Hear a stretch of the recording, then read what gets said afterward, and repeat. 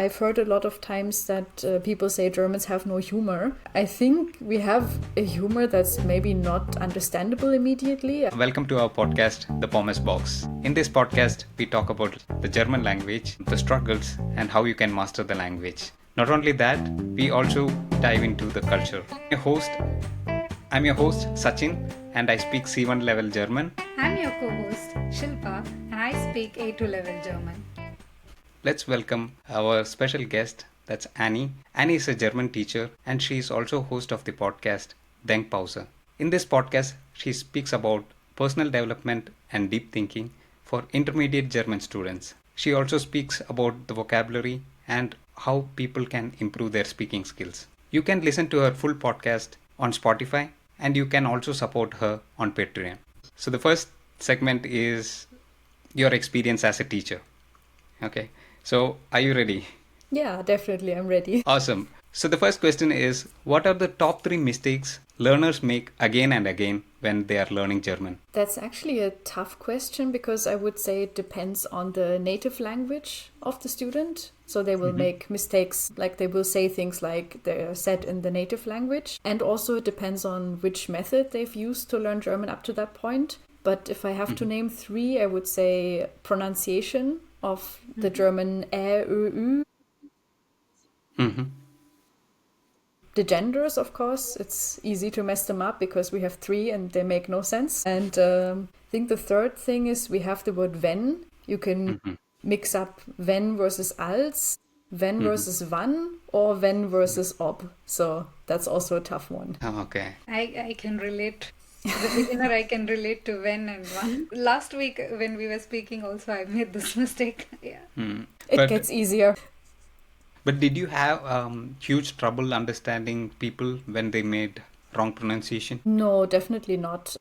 I think when I started out, maybe it might have been hard, but I think you get into the teaching mindset, and now it's definitely not a problem. Okay. But apart from that, I guess when people are talking in the context, then even if they make some pronunciation mistakes, then it's fine. Right. It's definitely fine. I think if it might be hard for other German speakers to understand. And if that's the case, I would try to focus with them on pronunciation a bit. But if it's not too tough to understand, then I think pronunciation is not the most important thing. Okay. Yeah. All right. Then we have a second question. So here's your second question. If you had to give one hack for learning German vocabularies, what would it be? I think it's important that vocabulary is relevant to you. So I've heard that you can easier memorize words if they're emotionally relevant. Like, for example, if you get angry that you keep messing up this one word, then you will memorize it much easier. Or if you laughed about something, and I mean, that's a bit difficult to do in like everyday learning. But one way that works quite well for me, I would say, is songs. So if you have a song you really like and you look at the lyrics, then I have this in other languages. It almost burns into your brain, this word. Yeah, it's quite cool how it works. It's almost like a secondary system, I feel, to speaking. Okay. So songs and the lyrics is what you say is an easy way of learning. If you enjoy music, of course. That's nice. That's a good one. I also used to listen to a lot of German songs in the beginning. There was one song called Lieblingsmensch and... I think I know that one. I'm not 100% sure. Yeah, right. But do you have a favorite singer in German? I think Alligator, I would say. He makes very nice lyrics. So I listen to it and I am fascinated what he's doing with the German language. It's quite fast, but... It's kind of genius, like he has double meanings in it and it's just beautiful. Okay. So it's for the advanced German students, I guess. Yeah, exactly. And from there, I'll take it like as a beginner, for people like me, what would be that one song which you can suggest for us to learn some few vocabularies? A simple one as a beginner. I think one I like is called Nur ein Wort von Wir sind Helden. I mean, the chorus is easy. I would say. Okay. Maybe the rest of the lyrics not so much. But I always feel like if you really enjoy the song and you like look through the lyrics with translations, even if you're a beginner, it can still help you. Right. I mean, nowadays with so much tools available, it becomes even more easier. Easy to get the lyrics and then Awesome. So that's the end of the first segment. We'll go to the next one. It's called classroom experience. Okay. So the first one, what's the most creative way a student has tried to memorize German words? There's one incident which made me laugh quite a bit. So there's one word in German that's called Geflügel, and it basically means poultry, so like meat that comes from birds, like chicken meat Right. or turkey meat. And the student said it's like Gä plus Flügel. So Gä is like what we normally use for words to tell the past tense, like gegangen, gerannt, gesungen. Exactly. And Flügel is the wing, so it's like it used to have wings and now it's meat. So that's like I would not have thought of that, but yeah, that was cool. And I'm sure he never forgot that word. Yeah. That's true. I mean, when you make all this kind of weird associations, it becomes easier. Yeah. I had this challenge to understand the meaning between erklären and what was that? Erzählen and erklären. Okay. So I made a weird combination, and then then erzählen is like more. Erklären is more this one to explain. Erzählen is Yeah. to just tell, right? Then But you yeah, can. I made a memory hack. But yeah, it was a weird memory hack, so that I cannot tell what it was. But I used think- that as a memory hook to tell this thing, actually. I think that means it's been successful if you can't remember it now. Exactly. You remember the words but not the hack, so I guess that's the goal. But Exactly. I've heard of that too, that you associate pictures and like you have two pictures and you combine them in a funny way or like Right, an right. awkward way or something, and yeah, that also helps. Definitely, yeah. Right. it's nice. So here we go with the next question. So if learners feel stuck or unmotivated, what's the best way to get out of the plateau? I would say it's good to change it up, like whatever you've been doing up till that point. You can try another app or something new, something you haven't done before. And for me, it also works to do something that connects me with the language. So that's always music for me, or watching some movie that's in the language. For example, I've watched Kantara, and then I really got motivated to learn Kannada again because it's just so, you get such, I don't know, it feels cool, and then you associate that to the language as well. Yes, that's true. I mean, even I had this problem. Like sometimes you're so stuck with one material for a long time, and now that you want to do something, I mean, initially I didn't know what to do, but later realized you can like listen to a song or like some random German news or like funny. There is one thing in ZDF called as some show. It's the talk show or something. You know what I mean? I don't exactly remember. They have some talk shows, but yeah. But he takes all this German news and he brings humor into it, and then Heute Show, Yeah. I think it is called. Heute Show, right? Yeah, that's true, yeah. Yeah, It's the news in a funny, digestible way. exactly. I try to, and I also remember I bought some comics from a local store where they had, I don't know, the Mickey Mouse story in German. So I guess some mix and match, as you suggested, is very useful. Yeah, I think it's kind of natural that if you've done one thing for a long time, that at some point you just get tired of it. So I've heard that from almost everybody, that at some point it's just time to do something else. And then you can still get back to the first thing later when you get tired of the new thing. But yeah, some variety is always good. That's great. Yeah. Awesome. So let's go to the next question. If learners feel nervous speaking German, what's your trick to boost their confidence? I think it's helpful to understand why they're feeling nervous. So I think some people feel their accent is not good enough or they're not fluent enough. And if it's something very specific, I guess it might help to focus on that for a bit until they notice they improve, and then maybe they feel more confident. But a general advice I would give is to start with a safe environment, like with a teacher or a friend, someone who doesn't judge you for messing something up.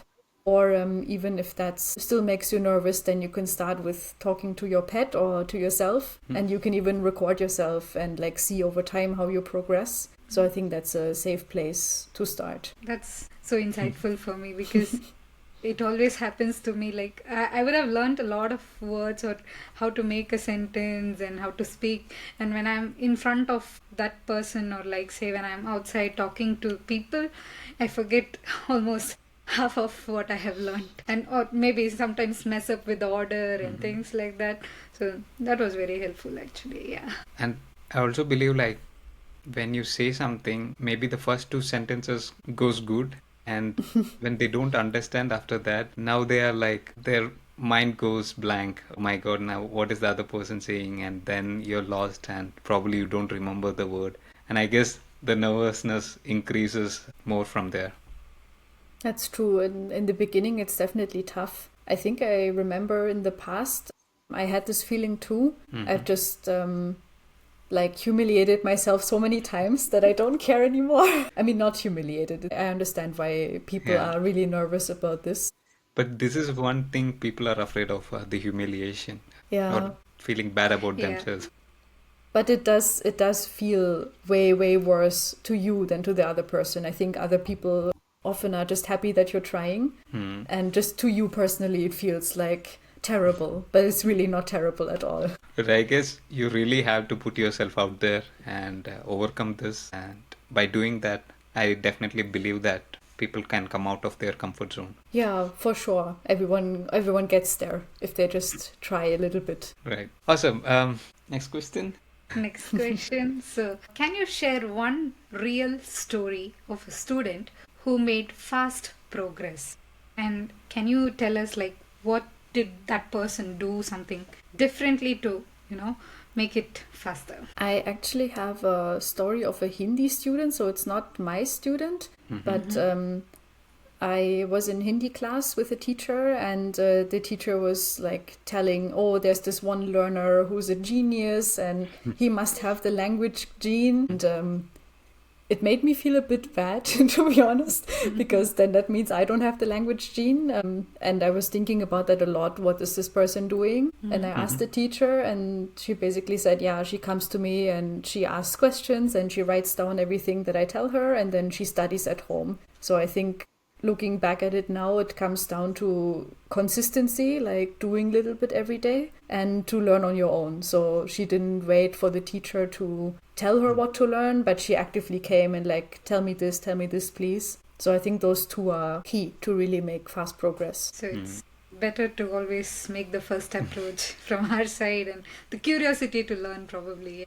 Yeah, exactly. You learn much easier if you learn something that you're interested in, like a topic that you really want to talk about. And then once you know the words, yeah. But I always feel like hard work is the secret for language learning.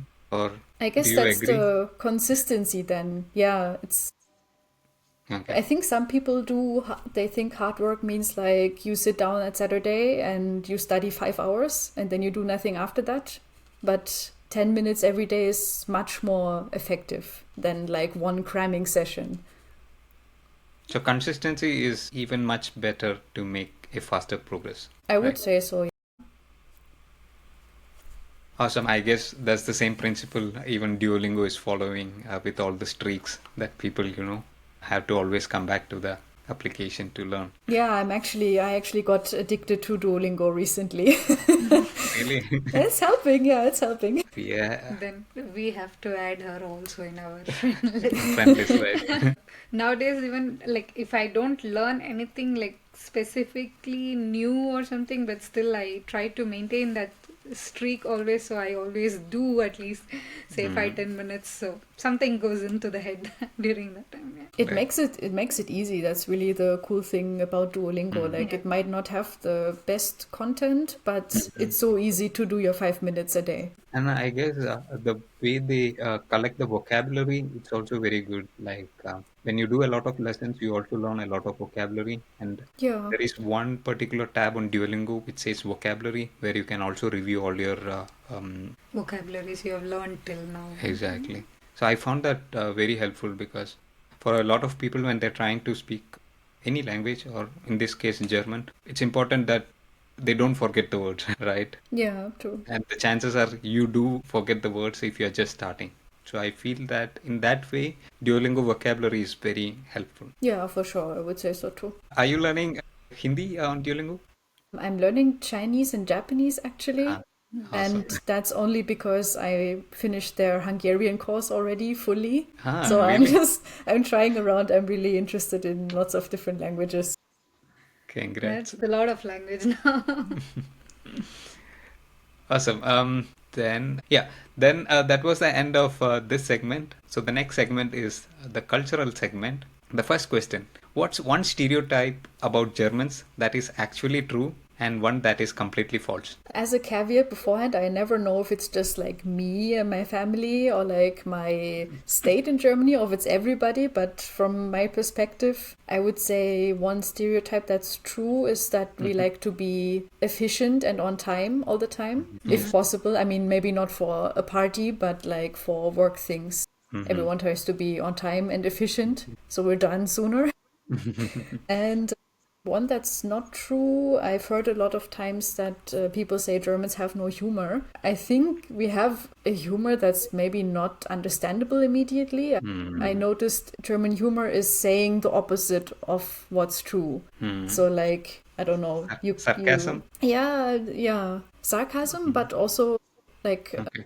if you come out of a meeting, you would be like, "Oh, that was exciting." If it was boring, and that's really like a lot of the German humor, just saying the opposite. I don't know why that's funny for us, but yeah. Yeah, I mean, I don't disagree with the humor part. I mean, you do have humor, but humor is one thing that you can understand at a higher level of German. Because for a beginner, I guess that's the same in any language. When you say just a joke, probably he doesn't understand, first of all, the full meaning of it, and probably he doesn't also know the context. I mean, there are some contextual jokes and some non-contextual, but differences apart. What I meant is like jokes are always like higher level, where you need higher level to understand. So I had this trouble of understanding jokes when I was among German friends. So you have to pretend that you understood and laugh. That's also a way. But yeah, I understand. I think jokes are like really advanced level. I think I recently understood my first Telugu joke and I was like, yay! It was like a humor show and I could actually laugh about that and that felt like a huge success for sure. That's an achievement. Yeah, and I think one thing for this is also like the way they make the humor is different in every culture and maybe every country and things. Like how you told in German, it's the way of saying opposite things of what has happened and that. Yeah, but in India, there it's a little different and that would add more complication to understand the humor, right? I think about Indian humor, I haven't really figured that out yet. But it's actually really interesting because before I had foreign friends, I never thought about that humor could be different between different cultures. I just thought it's humor everywhere. But yeah, it's really true. It depends on the country and on the culture. Good. Now you know to make a German joke. Yeah, that's a quick way how I can try with the next one. Next question. What's something small that can instantly make a German annoyed or angry? You have to be careful on this one, I guess. I couldn't decide between two things. First that came to mind was skipping the line. Like if you're queuing and then one person comes and they're skipping the line. But I think that's like rude in many countries. I think it's not just Germany. So German specific is maybe not being on time, especially if it's like a business meeting and the person is 5 minutes late and maybe doesn't say, sorry, I'm late, or especially if they do it all the time, then yeah, it might not be such a big deal, but it feels like a big deal to us. Okay, good. Then the next question. What do Germans secretly wish international people would understand about Germany?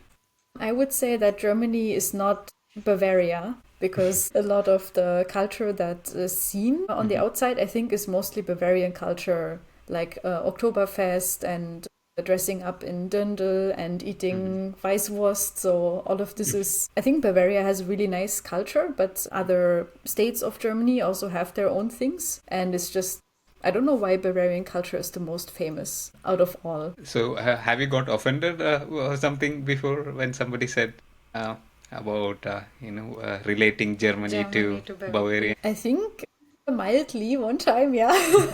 I mean, I get it also, but sometimes some states don't like Bavaria too much. So I think if you equate them, they get more upset. But yeah, it's it looks cool, I must say, and it's nice to have a festival where you just drink beer. So I get it. So international people have to, probably talk about more things other than Bavaria, right? They can visit like different parts of Germany and ask what's special here, and then I think people will tell them. Okay, great. So the next one, which German tradition or festival do you think every international person must experience? I would say the Christmas markets here. Because I think Christmas is really the biggest festival that we have. We don't have so many festivals that are happening across all of Germany. Maybe the other only big one is Easter, and Easter is not celebrated that grandly. And December is basically, all of December is dedicated to Christmas. Sometimes it feels like no one's working because everyone's looking forward to Christmas. And a big part of that is the Christmas markets. Like the atmosphere is nice and everyone feels happy, and even though it's cold, you kind of feel a cozy feeling. And do you have a suggestion which one, as any newcomer or a newcomer in Germany must visit Christmas market? Or rather than must visit, I would put first visit Christmas market. I mean, if you're in a bigger city, often you have multiple Christmas markets to choose from. Like in Berlin, I don't even know, I think there are 20 or even more Christmas markets there, and they even have different themes. So there's like a Caribbean Christmas market and Okay. That's I don't even know. There's so many different ones. Yes, I guess we went to the biggest, one of the biggest was in Cologne. There were Right. multiple Christmas markets, and this was totally a different experience because the crowd was so huge and we couldn't like easily get into the shops on the left or right. We were like just walking with the crowd, So Yeah, all the the crowd. time it was very Maybe it's tightly the first packed. time I've seen so much crowd in Germany. Yeah, then everyone's going out that time. Yeah, definitely. Sometimes surprises me too. Where do all these people suddenly come from? Like it's so quiet during the day, but they all must be here somewhere. I think Nuremberg Christmas market is also a famous one. I guess answering to Shilpa's question as well, for newcomers, I guess always a great start would be their same city. I believe every city has their own Christmas market, and they start the market around like mid of November or something like that, right? Start The of bigger cities do, yeah. If it's a town or a village, they also have a Christmas market, but it's often only for one weekend in December. one weekend, exactly. It's just, yeah, the bigger cities where it's basically from end of November through beginning of January, all the time you can go. Right. And I guess I also love the vibe of all this Christmas markets because it's hard for people to survive during this winter. And by starting of November, all the radio channels start talking about, various angebots for the Weihnachten, and there are Weihnacht music playing. So it's quite a great time. Also, the lights are really nice. If the weather is depressing, then it's nice to see that every street has lights and every person's window has different lights. Sometimes it's really, if it's a very heavily decorated street, it's just nice to walk through and just look. Right. And I guess it was also interesting because when we used to walk to the supermarket and we used to see people's windows, we could see some kind of Santa Claus or some light decorations on their windows, and we were like standing there and capturing photos. And Look at that one, that's which pretty. one is nice, which is better. Yeah. Awesome. So, you wanna go with the next one? Right. Why not? So the next question, how do Germans usually make friends? Is it difficult or easy for newcomers? I would say it's even difficult for Germans sometimes. Really? I don't know, yeah. I mean, it depends on the phase in life you're at. Like when you're in school, it's super easy. When you're in uni, it's super easy. And I think in between, there's a time where it's a bit hard. I think if you keep in touch with your school friends, it's all fine. But I hear more and more people complaining that it's really, really tough to find good friends. Like it gets better though once you have kids, because then you can meet parents of other kids and then you have something in common again. But yeah, I don't know. I'm also trying to keep in touch with my childhood and uni friends, and that's been quite. For me, it's a little difficult because I have very few German friends. But I feel that the concept of friendship is also different because in India, why I say this is, for example, let me say if I meet somebody on a concert or during a travel, or maybe I played once football or something. And probably the next time when I like meet this person, I kind of recognize and he also kind of recognizes, and then we speak. And probably, I don't know, then we probably connect on different topics and we probably speak more, right? And but this was a cultural shift when I came to Germany, because I used to play volleyball and I used to be like active in some sports. But the thing is, like, if let's say I just met for one session or one class, I saw this person, but then I would have obviously spoken to him about a lot of things in that class. But when I see him like outside, maybe then probably I haven't spoken to him in like 1 month or 2 months. But when I see him again, then he's like totally a strange person to me, or like he doesn't give me the same vibes that, I know you. Or I think it has something to do with culture, probably. You just spoke one time and probably that's not how we make friendships. That's a different thing in Germany. But I eventually got it like you have to meet these people like more number of times to even get into the zone of friendship. That is true. We have the concept of Bekannter and Freund, which I think in other countries is just friend.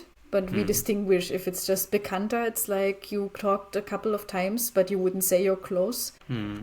But I think it's also easier for extroverts.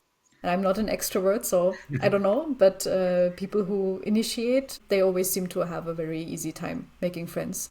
But yeah, for me, it's also hard. I think if you don't have time, like we're all busy, and then it's like, maybe rather let's watch some TV instead of calling a friend. But I think if one tries, then you definitely also find people. Right. And I guess friendship is also a big topic, right? Because if you want to make somebody a friend, it's also investing time, nurturing the friendship, being in touch. So I guess you have to be very decisive whom you should make as a friend. Yeah, it's true. I mean, it's a little bit sad that like we spend so much time on social media, but we don't have time to have friends. Yeah. Right. Okay, so that was end of all the rounds. And we had so much great insight so far. But we are not done. We have one last round. Because our channel is called the Pommes Box, we thought we should definitely include one question about pommes. And Shilpa, do you want to ask this question? Pommes question for today's episode, which is, do you think pommes tastes better in Germany than in other countries? I must say I haven't tried in so many countries. I find they vary greatly within Germany already. So it's very hard to find really good pommes, but I'm super glad once I do. But one thing I can say, I've tried them in India and I didn't find a difference in the pommes themselves, but the ketchup is much sweeter in India, which makes it very addictive for some reason. So I get why people like ketchup now. Okay, fine. I mean, pommes always taste good. I guess it's very hard to differentiate what is a good pommes versus what is a bad pommes, right? They need to be crispy, I would say. If they're like soggy, then it's not a good experience. But Right. anyone who makes crispy pommes, I think they're my friend for sure. So crispy and hot pommes. Exactly. Can't go wrong with that. Awesome. So that was end of all the questions. Thank you so much, Annie. This was our first episode and being a nice guest for our first episode. Thank you so much for Thanks that. so much for having me. It was very fun. It was a lot of fun for me.